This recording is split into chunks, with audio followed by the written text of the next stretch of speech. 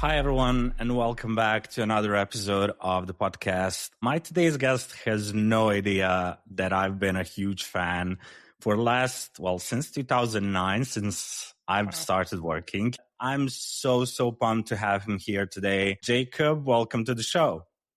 Thank you, mate, Alan. 2009, that's awesome. It's really dating us. Yeah, I mean, as I said, we're still young, It's all good, yeah. But since 2009, when I started in the design industry with designing and everything, later on had my own company, but I've been following your work, and it's really, really an honor to have you here today. So welcome once again, and thank you for joining me. Thank you, mate. It's good to connect after all these years. Who knew that we needed Mr. Bernard to connect? Yeah. I wanted to say you are my first real Australian guest, not fake Australian like Bernard. Yeah, so, buddy, yeah, the first one. That's super awesome. Cool. Actually, where are you from? What have you been up to lately? Sorry? I was going to ask, what's your background? I started in civil engineering studying, but never really loved that part. And then I decided to go into design some websites for friends and stuff like that. And later on, I had my own design agency of 15 people, I think, at one point. And then I decided to go solo again. And so now I'm doing a podcast. I have my own type foundry. And yeah, that's life nowadays. How about you? Awesome, what have you been doing lately? Lately, as of actually just yesterday, was our first birthday. So I've run a community for brand builders called the Brand Builders Alliance. And it came actually out of those summits you mentioned. It's literally a community to help brand builders level up their business and also master branding. So it's kind of twofold. And yeah, we have 100 and something plus members at the moment. It's a paid membership community, by the way. And that's over 29 countries. And it's early days yet, but it's really flourishing, and the members are loving it. They're sticking around, and more people are joining. So really, really positive. But yeah, just had our first birthday, and I'm enjoying the coaching.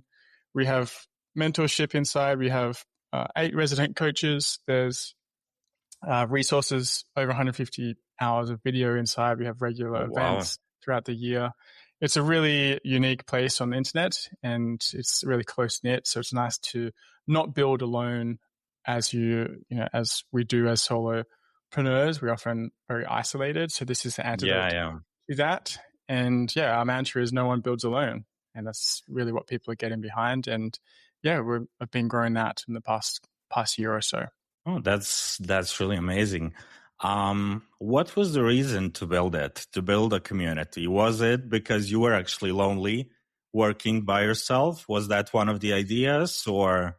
Actually, I've always enjoyed being a lone wolf. Even when I worked at agency and in-house, I kept to myself. I had earphones on, and I liked being in my zone and doing my projects. And, after work, I wouldn't mind socializing, but during the work hours, I'm very okay with myself, very introverted. And that even continues today. How it came about was I ran an event called the Brand Builders Summit 2 years ago. And from that, I learned very quickly that that's how people were feeling. And they didn't want the summit to end because it was people connecting all over the world, and they really loved it. The whole event was rated 9.7 out of 10. And 100% of people said they would recommend the event. So there was some really strong signs. I spent the next months talking to people that attended, people that filled in our surveys, and just really tried to understand what people were after. And from that, built the Brand Builders Alliance. And it's been a constant iteration, a lot of tweaking over the past year, just re-interviewing people, talking to people what they want.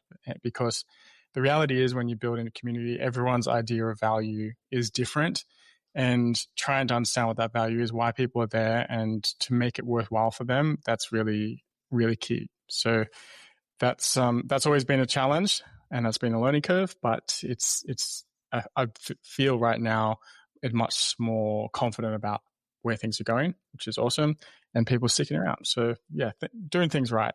But to answer your question, no, it wasn't because of my loneliness. It was because of speaking to others and trying to understand what they're really after and what people were wanting. Okay, that's really good. But going back, let's go back to the start. You started your blog in 2007 while still being in university, and then when you finished university, you decided to move to the other side of the world. Were you scared at that moment to moving to Yeah, New York from it was Australia? nerve-wracking. Yes. So for context here, I was studied for 3 years. On my second and a half year, like year 2, I got offered a job on the other side of the world in New York City. I was in Sydney at the time, and I was a student. I was very scared. Obviously, I said yes. Well, it doesn't land on your lap very often. And they said, yeah, you can finish your studies. And 6 months later, I went working for them. I didn't know anyone. I didn't know anything about New York City. I didn't even have a place to stay until the night before I left. It was a freaky experience, but it literally catapulted my career because I went from being a student to designer for Disney and Nike and Red Bull. And I just had like all these amazing opportunities literally land in my lap. And the reason because I got that offer was because of the blog that you mentioned, which was started in 2007, where I was documenting my design studies. And that got the attention of this agency who were starting up a digital agency, which was new at that time. And I was an early adopter in terms of things like social media, so Twitter and Facebook apps and things like that. It was very much an early adopter. So a lot of the big agencies were behind on that at that time. And yeah, that's how I got the attention. So yeah, it was quite the experience. You had quite the experience with getting a visa as well, going back to Australia, right? You do know my story quite well, Alan. Well, Yes. I've tried to explore things that are not like branding, so. Yeah, man. So after after about 6 months, the company let me go. I'm like, hell, I need to get back here. So I went home. I got another visa, saw a lawyer, and ended up back in the States on a special type of visa where I could be there for a year, and it was for recent graduates, which I just scraped by to get this particular visa. While on that visa, I went between different agencies in-house and got some experience, and then found one I really liked, and then stayed there for 4 more years. The visa issues I did a TEDx talk on this actually. The visa issues were a pain in the butt. So you have to leave the country more or less for a better chance to renew your visa. So I went to Canada to do this, and it got denied in Canada. And this was just after we signed a lease and had the job and everything. So I ended up having to go back to Australia, and that's when I saw the lawyer and all of that. But that was another experience, a big hurdle. When you literally get kicked out of the country, you get 2 weeks to leave, by the way. So I did find a new job within that time, thankfully. But yeah, it didn't work out in the end. I ended up having to go back to Australia and figure it out, which I did. But yeah, another experience that's very memorable. And the New York was great because that's where you actually met your wife. We were actually high school friends for a long time, best friends. And then I moved to New York, and she moved to New York at the same time, as well as her brother, all just coincidentally. I was not friends with her brother. We're very good friends now, and obviously brother-in-laws now. Okay. But yeah, when I moved to New York, it was just a really strange thing. It was me and my best friend. We got together, and we ended up just seeing each other for, seeing each other at lunch breaks and things like that. And it just kind of blossomed into a relationship. And yeah, now we have 4 kids. Oh, wow. 4. Wow. I found out the name of one because it's Hugo, your first son, but right. I have no idea about the others. Yeah. So we have Hugo, who's my 7-year-old. We have Mika, who is 5. We have Tyler, who is 3. And our newest is Kobe, who is 4 months. So he's fresh. Oh, Yeah. wow. Congrats. So Thank you. it's a tiny, tiny baby. Okay. Amazing. How do you manage to make a balance between private life and the work? Because I assume that Brand Builders Alliance is not something that you do like for 2 hours a day. It's a lot of work and for kids and everything. How do you manage to do it all? So personal and work-life balance, it's a bit of a myth, but we kind of integrate them more. So I do have a home office separate to the house, and I'm often around when needed. But my wife and I are a team. Obviously, we couldn't do this without each other. She's a stay-at-home mum, and we have good, nice help around, our grandparents and things. So it's definitely takes a village, as they say, and I can't take credit for everything. So I manage the business. I have done for since the beginning, really, and Emily manages the ship, more or less, the captain.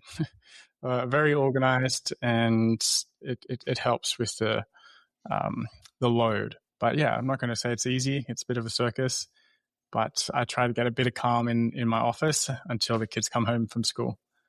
Okay. No, I'm publishing an episode tomorrow. You might have seen it on Instagram. I think This you are in Armin the and same. Yeah. Yeah. Armin and his wife, Brioni. And what they said about work-life balance is it doesn't really exist, you know? So, and they have kids as well. So I can only imagine. I don't have kids. I don't have pets. So, it's me and my husband. So it's easier for me in that part.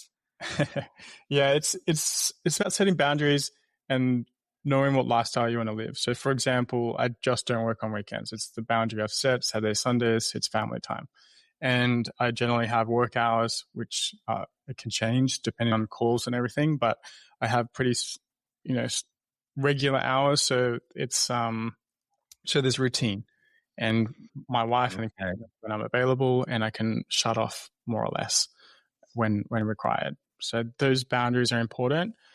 If I decided that, like, I'm just going to do a 4-day weekend or a 4-day week, then would set that. Often in summer, we'll do like a 4.5-day, like have the summer Fridays. So just communicating and having boundaries and sticking to them has been a real game changer for us, at least. Okay. Yeah, that's really useful to know for new parents, I guess, in graphic design, because we are always busy with things and there are always ideas and everything we want to do. So that's really good. But before you got Hugo, you have been traveling all over the world, like maybe like the original traveling influencers, if I can say. You and Emily, and you even had a blog. It's still online. I've been reading things, and you haven't been to Madrid. I No, mean, we didn't get to Madrid. No, we did get to parts no. of Spain, but Yeah, yeah. No, I'm saying because I'm in Madrid right now and living here for past 8 years. And I mean, it's a shame. It's such a beautiful city. You really need to come. yeah, I'd love to. I definitely would love to. There's so many places I'd love to see. It's so much harder now with 4 kids and 6 plane tickets and being literally on the other side of the world. So I think we're Yeah, yeah. pretty rooted down down here for a while. But yeah, the travel thing. We went to 88 countries, so with over about 3 or 4 years, and yeah, just did the digital nomad lifestyle. Was working 4 hours a day, fully booked as a logo / visual identity designer at the time, and also doing travel blogging. And that's over at Just Globetrotting. That's the name that we used. And Yeah. yeah, we ended up getting some influence. We had some free stays at some fancy places in the Maldives and many tours around the world and so forth. But yeah, then COVID happened, so we put that all on hold and had Yeah. kids. Quite a big change, Yes. traveling and then COVID and everything, and then kids as well. But what would you say, which country of those 88 you said impacted you the most? We actually did a blog post on this, and rather than ranking countries, we ranked experiences because we don't Okay. necessarily believe it's fair to rank countries just based on a couple of days in some cases, and we just shared our top experiences. Our top ones were from memory, it was a while since we wrote this, but South Africa and the game drives were very memorable. Going on some private game reserves with some friends, and they really gave us the glamour treatment. So that was very memorable, and so much, in fact, that we ended up coming back again and staying for a couple of months in South Africa, just because we love the people, the food, the scenery, the vibe. It has everything going for it apart from the crime, and it's very much like Australia, actually, just in terms of those things, minus the crime. And yeah, that's the one place that comes to mind. But we have so many experiences. We got like this huge book that my wife put together, like a really thick photo book of all of our experiences over the years. And I think we had something like 50,000 photos that we went through from those years. Wow. And we compiled the best. And we have some on our kitchen wall, like of the top probably 20 photos, and they always get talked about. And then people are like, is that real? Did you do that? And it's just like, yeah, those were the days. You should publish a book about that. I mean, that would be quite a book with a lot of adventures. Yeah, there's actually a family that did this. What do they call it? The Two Bucket Family or Family Bucket Family or something like that. It's behind me now, but the Bucket List Family. That's what it was. Sorry. Okay. The Bucket List Family. And it was actually the guy that invented Snapchat or the QR code or something like that. And he sold the rights, and then he went and traveled the world, and they've written a book about it, and they take their kids and they document everything. I think they got a movie coming out, and yeah, they've really, I think they're exactly what you said. It's just like write a book, and we have their book actually. That's what made me think of it. Yeah, that's nice. And how did having kids actually change your lives? But not like, okay, we cannot travel anymore. We have to, stay at one place for a bit, at least during I don't know, when the kids go to school. But what was the biggest change apart from that? Well, Alan, we really tried to cling on to the travel lifestyle. Like our firstborn, we went, he probably saw 6 countries in his first year of life. And that was amazing. Us trying to really cling on to this idea of travel. But then the second one made things much harder. Like I think once they turned over maybe 1 year old, it was just a bit harder. But in terms of changing life, it's an adjustment, right? You have more responsibility, and you suddenly, you're learning all these new things, all these new skills, like to raise a human. It's no easy feat. And like the first one was particularly difficult. Even our grandmother is, my wife's mother is a doula, so someone that looks after kids with their birth and all of that. And she helped a lot, and it was still so difficult. So there was that. And by the fourth, you're just like, you're on autopilot, and you're just managing fights and logistics, really. But yeah, the first one was more about learning the ropes. And the second, and I think the third was probably the easiest shift. The second was the harder shift, I think, just because you're adapting, trying to balance and all of that. But I haven't really thought about how it's changed my life, but I think it's just a responsibility, and obviously a different type of, like, you don't have the freedom that you used to, but you have so much deeper, I don't know the right word here, but a deeper respect for your parents and life in general, I guess. But yeah, I think I have to think about that one. It's a pretty deep question. Okay. Yeah, I like those. I mean, I could ask you, like, what's your favorite branding project or whatever, but these are the questions that, I don't know, a lot of people want to know, and want to know who is Jacob when he's not on the screen, So, I mean, it's true that you are on the screen right now, but like, who are you behind the brand? Totally. So that's actually my next question. How big difference is between Jacob the brand and Jacob the family guy? I feel like I'm pretty much me on social and in real life. Obviously, there's a a barrier of how much I share, and I've always tackled with this because like our life is online, a lot of it, especially with the travel blog, and we did travel with Hugo for the first year. So like there are parts of our lives that are very public, but more recently in the past couple of years, we've chosen not to really integrate family life into our socials and things like that. So, and my wife has turned her accounts private and things like that. I don't know what was the catalyst for that, but we did make a choice. But occasionally things do creep in. Like I want to share some things, and like I shared the back of my son's head, my baby's head, recently, but it's not showing their face. But then in some instances, I'm like, well, why am I doing this? Like, it's just a photo. And I want to connect with others, like, and show that I'm a parent and all of that. But it's like this constant battle, like what's important for my online persona versus, keeping the privacy and something separate. It is a constant battle. Recently spoke to Debbie Millman about this on our podcast and how she handles it. And like even people at that level, they struggle with this as well. And I know Matt, my podcast host, he also has made a decision not to share much of his private life either. I think I'm positioned a little bit different to some of those folks, but yeah, it is a battle.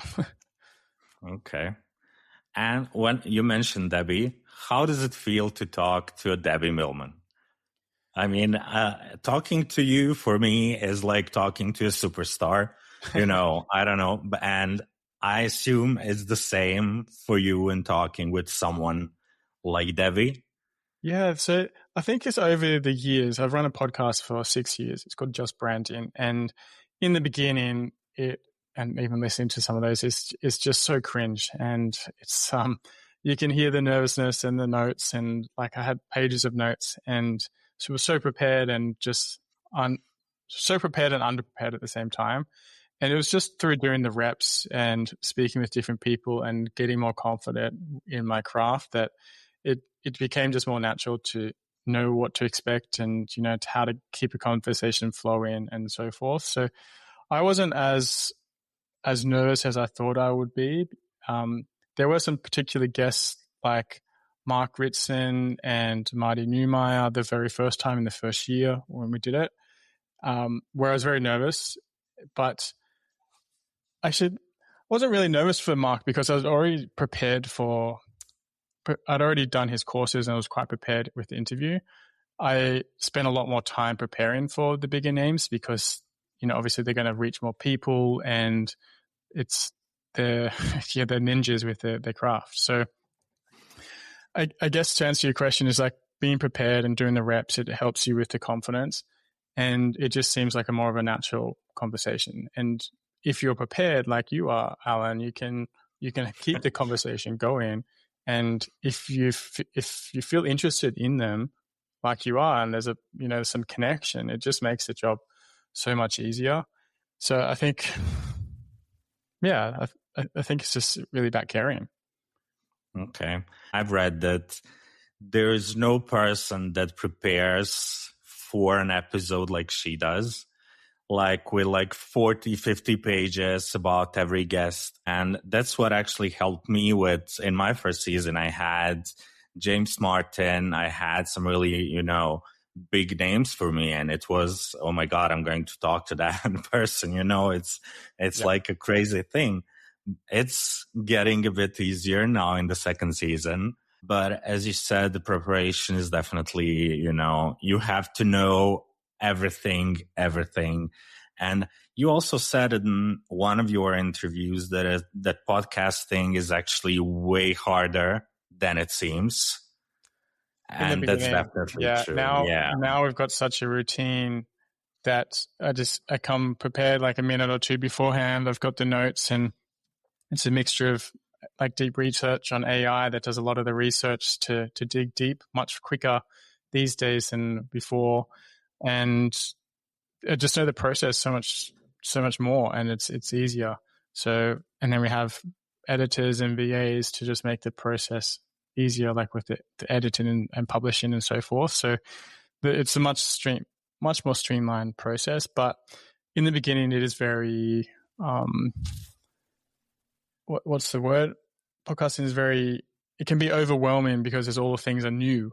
It's like what gear do you get? What platform do I use? How do I publish? What do I, how much for this? How much is going to cost me? Like, how do I get interviews? How do I do this? So it's just a learning curve, but that's like anything. Podcasting is amazing because you get to talk to amazing folks. Like, and if you just ask them for a quick chat, then you're probably not going to get an answer. But if it's for a podcast and you're getting reach and you're spreading the good word, then there's it's a win-win for everyone, really. That's definitely true. I mean, I've been talking to some really, really great people, and I try, as you can see, not to talk about too much about the work stuff, because a lot of them, as well as you, are really famous people, and everyone knows what you do, and everyone knows what James Bernard does, and all these kinds of things. But kind of having a normal human chat with someone, I think it definitely brings something new. So that's what I've been trying to do, more or less successfully. Easily, I'm playing the long game. It's okay, I believe in that. Nothing happens overnight. I mean, those who get huge success overnight are really, really exceptions in any business. And so I'm playing it, by the 10th season, I will be, yeah, there's no such thing as an overnight success, because to do that, you're discounting all the reps beforehand and all the experience that's got to that point. But yeah, it really depends on what you're podcasting for and what the focus is. So for Just Branding, is more for designers and experts where they want to, improve their craft, whereas yours is more behind the scenes and you get to know the person. So it's just a different type of podcast. For anyone that's actually thinking about starting a podcast, why do you want to do it? Like, what's the purpose, and who do you want to serve? Who do you want your listeners to be, and how does that integrate to your business or your life, or like, how is it going to enrich you? That's really important to consider when starting a podcast. And that word enrich, that is the word I was looking for before about when you asked about kids, right? They enrich your life with more purpose, because you are, you have more responsibility, and you're literally helping them grow into human beings, and you're giving them values based on the upbringing that you give them. That's really good. I love that part. If you had to pick, I don't know, not one guest over the years in your podcast, but maybe the biggest lesson you've learned through the podcast. Biggest lesson I've learned through the podcast. What came to mind is Mark Ritson's most profane episode, and I don't think I learned something from him. I'm sorry, from the podcast, but that's the episode that came to mind when you asked that. He swears a lot. If you know Mark Ritson, he's a bit of a character, and he's very much. I don't know where I'm going with this, to be honest, but just go. Yeah, he's so witty and is funny. He swears, and it was kind of opposite to how Matt and I approach things. Like, we don't really swear on our podcast, but it's great to get different characters on and learn from them. So I think what I'm trying to say here is the variety of speaking to different characters and individuals is really what makes it interesting, and that itself helps you learn, and you learn about new perspectives. And something else that we've learned is that everyone has a different perspective on brand and their approach. So that's something I've learned, is like, there's no one right way to do things. There are many different ways, and no one's right. Have you ever consciously broke the rules to actually accomplish something? I mean, not broke the rules, like broke the law, but like... I break the rules all the time. That's what kind of my mantra is, like, you got to stand the flock out. So unfamiliar, I have a mascot who's called Pinky. He's a flamingo, and that's where our saying of stand the flock out or flock ordinary or dare to flare, that is kind of what we believe in. So if you're going to blend in, that's not the place to be. We really believe in standing the flock out. And yeah, that's what I'll say about that. Okay. Yeah. There's no swearing a lot, but okay. Yeah, no Stand the swearing flock. there. It's a Yeah, flock. yeah. Flock, absolutely. I know. Yeah, yeah. So, you also, with Emily, your wife, you work together for a long time. How does that work for you guys? Do you work on different things or? We don't actually work together in terms of like the branding and design side of things. So Okay. when we did the digital nomad thing for about 3 years, she was the writer and I did the photos and the SEO and the web design and so forth. And that was a good combo. And she really enjoyed the writing side of things, and it was very personal and we had unique perspectives, so we could both add to it. And then I could use my knowledge around affiliate marketing and the tech side of things to really to make it successful. So that's when we did work together. These days, I run Just Creative and Brand Builders Alliance and so forth myself. And yeah, she runs the household, which is a much harder job, believe me. Okay. Nice of you to admit that. Yeah. Yeah, Yeah, it's very that's cushy here. Like I when I get to sit in an office, no kids, it's quiet. I get to listen to music and so forth throughout the day and sit down and not have to manage children and have all the mental load of a household. That is something that doesn't get spoke about enough. And it's like literally, it's a lot. yeah. That's so true. I also wanted to ask, like, apart from, getting your first son, was there anything so big that actually changed the way you think about life, about business? There's been a few pivotal moments, and what comes to mind is first being let go of the job. That was first is actually getting the job. That was a huge highlight. A big low light was the getting fired, and then the whole visa issue.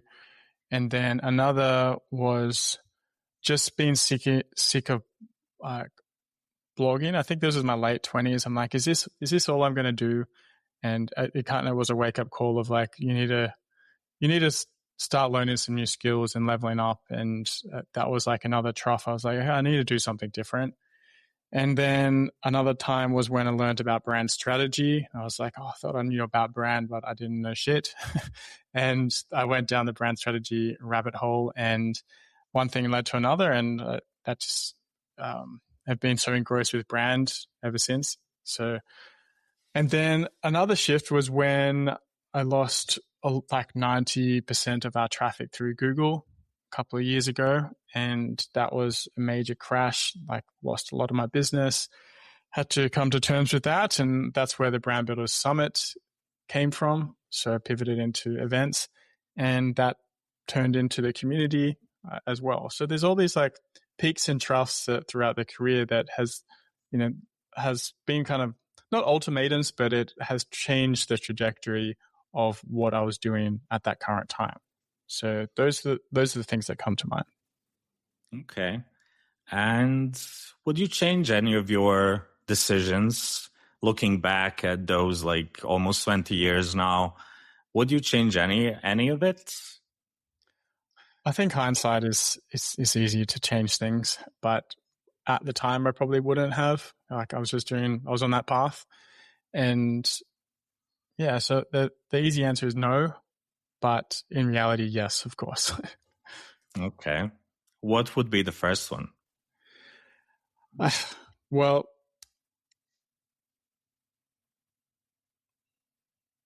the first one, what comes to mind was the not being overly confident, and don't get comfortable with, don't get comfortable.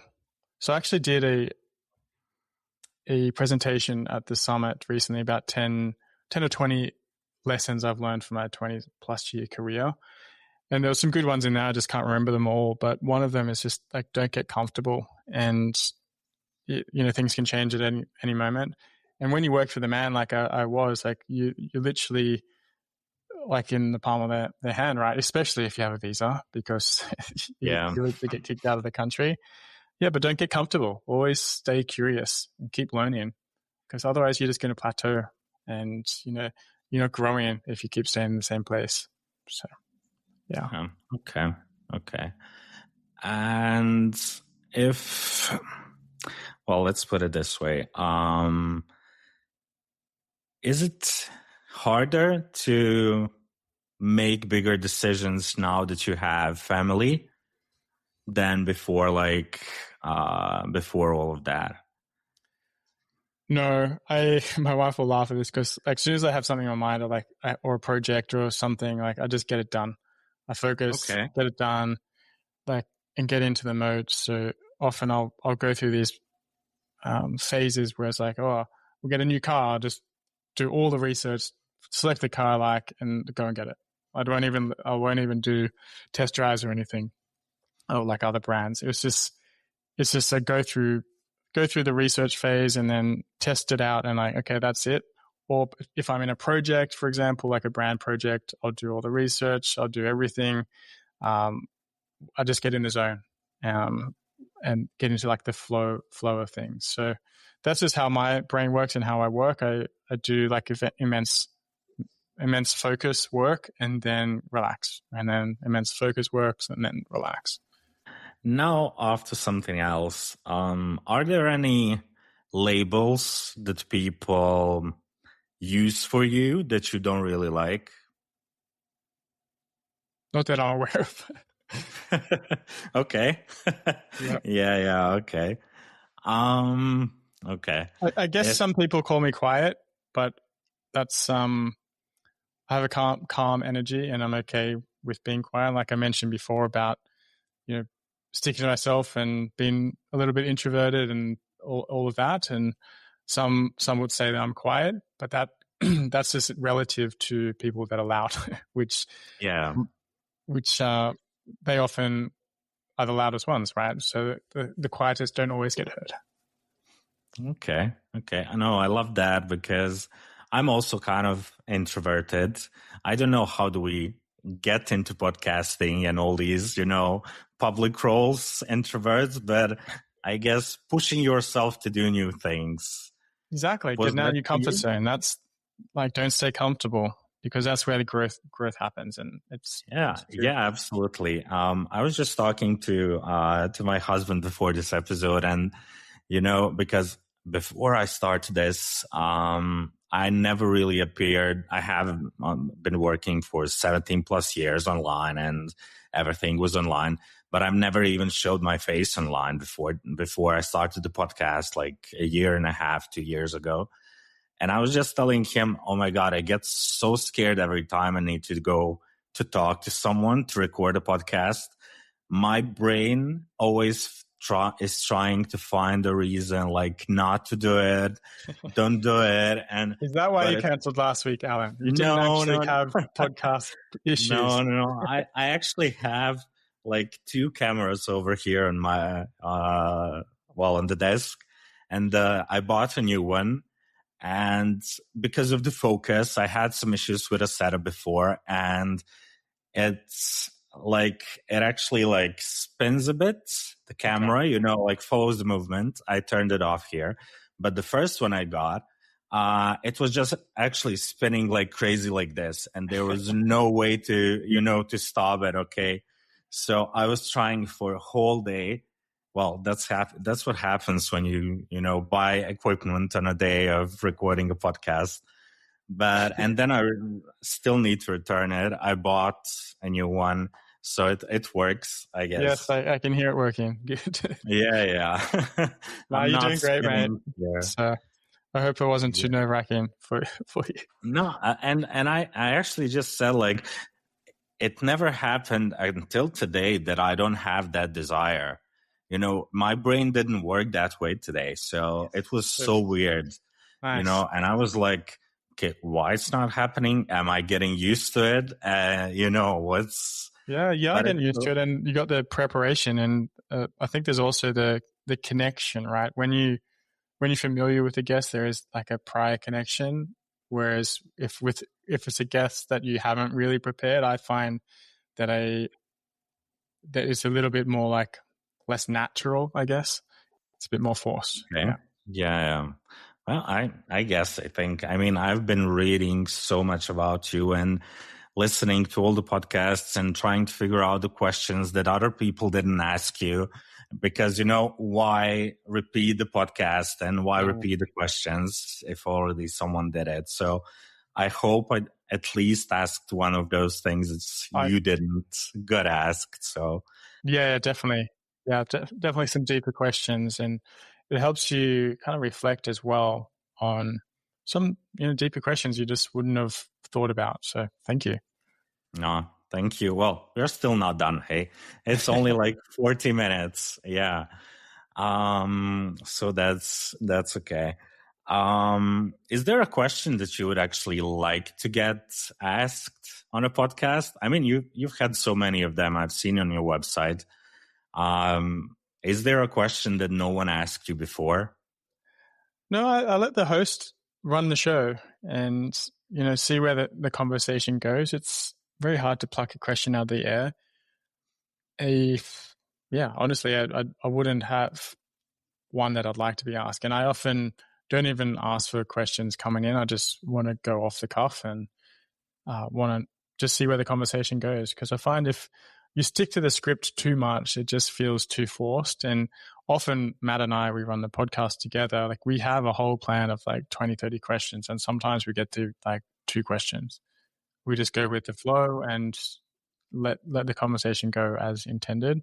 And when you have 2 hosts, it's actually probably a little bit easy, because there's always like someone butting in and having another perspective, and like you kind of take turns, and you're a little bit more respectful most times with with the Okay. yeah. Okay. Was it scary to move to New York? Like, how afraid were you? It's I was excited and nervous, and I think the scariest thing was not knowing where I was going to stay until like the day I left, because I was it's like, yeah, there's always ways around that, staying at hotels and everything, but yeah, ended up finding a place where I stayed for 6 months, and sharing with some other people. I was in Brooklyn at the time, and that was the scariest thing. And obviously, knowing no one at all, literally no one. So it's literally starting from scratch, because it's a new city, new people, new lifestyle. Like it's just a learning curve. And like I'd never worked in an office. I'd just been a student. So it was just like a total like wow moment, especially going into the city, coming in from the airport. Anyone that's gone to New York and got in a cab from the airport, and you come over the hill and you see the skyline and everything, that is just like that. You're like, oh, this is awesome. Okay. Okay. Were there any advices that you got from people, but you actually ignored them? And are you glad you did it, or? I think you can ignore all advice. People by nature want to help, and they're always going to jump in and give advice, like based on their perspective, which is great, but it's not always what you need. So there's this great book from Michael Bungay-Stanier called The Coaching Habit, and inside he teaches about taming the advice monster. And I love this, because naturally we want to help people, and you hear a problem and you jump in with a solution. The reality is that you don't know enough about the problem to give proper advice. And that's why coaching is about listening, asking the right questions, and really getting deeper to like the root cause of the problem before jumping in and giving advice. And sometimes we don't even need to give advice. We just ask questions to help the other person come to their own conclusions. So that's one style of coaching, and I just love his book. He actually wrote in a whole book on that idea, the advice trap. Not as powerful in my opinion as the coaching habit, but it's one to read actually, because it helps tame that advice monster. But to answer your question, have I ignored advice? Most certainly, and because I don't think people always give the best advice, and sometimes that's ignorance on my part. It probably was good advice, and other times you take it on board. So, yeah. Okay. And how do you approach that advice monster in your own community nowadays? I practice it every day, and it's hard because this is balance between mentorship and coaching. So depending on the type of session, the questions, you ask more questions, or you give them the resources to help them overcome that challenge. Or other times it's like, well, in my experience, this is how I tackle the challenge. I'm not saying it's right for you, but this is based on my experience. So it's being clear and transparent about, this is my perspective. This is, and then another approach would be the other questions that you ask them. Yeah. Okay. And was it hard at the beginning to actually stop yourself from giving the advice right away? Yes. Before I read that book, and I literally would be giving advice, and it's only after reading that and studying a little bit about coaching that I shifted on how I approached coaching and mentoring creatives. Okay. And so let's talk once again about the community you're building, the Brand Builders Alliance, right? Yes. It's available as its own website or on your own. How do people get to it? Tell us more about it. Brand Builders Alliance, you can go to joinbba.com and you can learn all about it. So we have three things. We have mentorship, we have resources, and we have the community. So people come for the content and then stay for the community. Once they're inside, they see how awesome it is to connect with other people who are building alongside of you.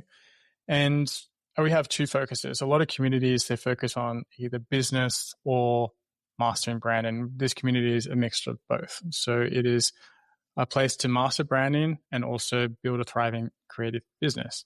And we help creators with their positioning and offers and sales skills and productivity and just connection, and having a resource there for everyone to tap into. So that's the idea behind it. And yeah, it's we have accelerators, we have action plans, we have roadmaps, we have live events, we have masterclasses, we have coaching.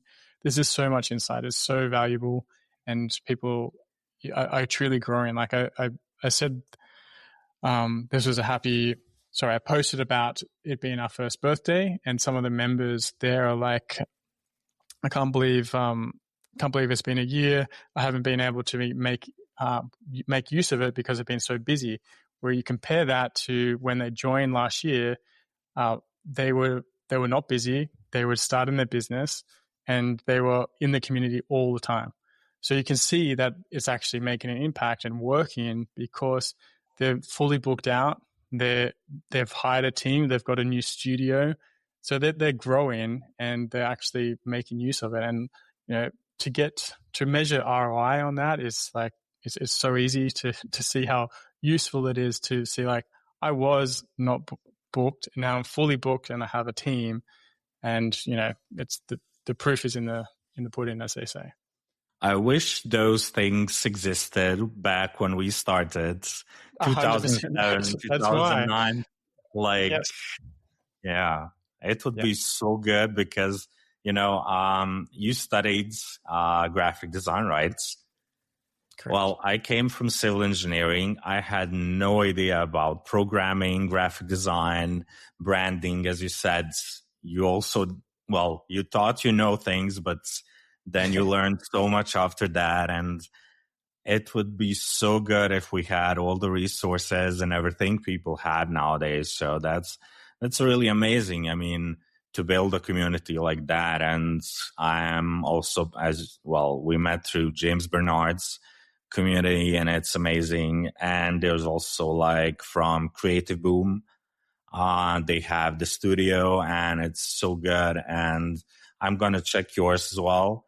I still haven't signed up, but I definitely will, not just because you're a guest.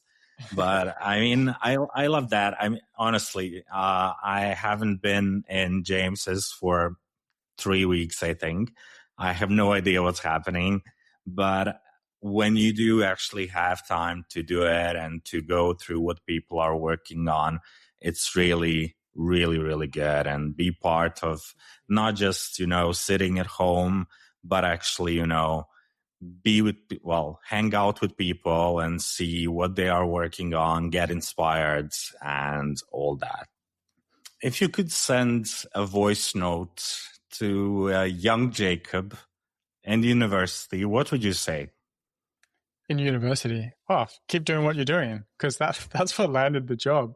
So putting myself out there, but to make that useful, what I was doing and still what I do today is sharing where I'm at in my journey, right? Being open and being okay with that. Like as a student, you're not going to have the best work, and it's okay if you share, and that's the point, right? It's like you share what you learn by sharing, and by that kind of mechanism, you connect with other people, other students, other designers who actually may even give feedback. So that's just keep doing what you're doing, keep sharing. Okay. Would that be advice for kind of the whole period while you were working? Yeah, absolutely. Even today, I think sharing the process, the journey behind the scenes, it really helps you connect with others, and it's not just the polished proof. It shows the thinking, it shows the human behind the work. So yes. Okay. And I want to, end the conversation with something a bit maybe more fun. How would your son, since he's the oldest one, he probably understands already that daddy is somewhere working on something visual. How would he describe you? Can you imagine that? I mean, if I were to ask him now, tell me 3 words about your dad, what would he say? Well, he literally, I don't know if you saw before, but he literally was standing outside of my office, and he was like waving to me, and he was like walking up and down my office here. Oh, amazing. Yeah. But my wife actually got Hugo to write a list of all the favorite things he loves about her mom, like cooks her dinner and takes her to school. And she had this like full page of things. And then my wife asked him to do it for dad, and he couldn't write one thing. No, come on. Not one thing. Horrible. Oh, wow. Okay. You should switch with Emily then. Yeah, go take him to school and buy him some snacks. Probably he will love that. Yeah. In reality, he's obsessed with ball sports and anything ball related, and we connect through sport and a lot of other ways. But that's definitely one way I think he'd share. Okay. And what about Emily? How would she describe you in 3 words? Patient, calm, and the third one, doesn't listen. I don't know if there's a word for that. Okay. Yeah, I was looking for something, maybe fun, and then you went like patient and calm, and so because we're very opposite. So she's impatient. She's extremely organized, and that is a good combo to have. But I'm much more patient and calm in comparison. Yes. Okay. I don't know. I didn't know you, like with all these conversations, but I wouldn't say calm. I don't know, maybe because of the internet and, because of everything. Yeah. But that's really nice. Nice to learn. And yeah, it's been a really great conversation. I will not keep you for any longer. That's been great, man. Thank you for the thoughtful questions, and it's great to have a different type of chat, not just around brand. Thank you so much for joining me. It's been really a pleasure. And as I said, a fan since 2009, since I started working. So thank you for this. And it's been a real pleasure. And yeah, I hope we connect again in the third, fourth season, wherever this takes us. Yeah, I'm stoked to, and I'll stay connected, whether it be in Brand Builders Alliance or designers or just online. So yeah, thank you. Absolutely. Thanks, Jacob, and bye-bye, everyone.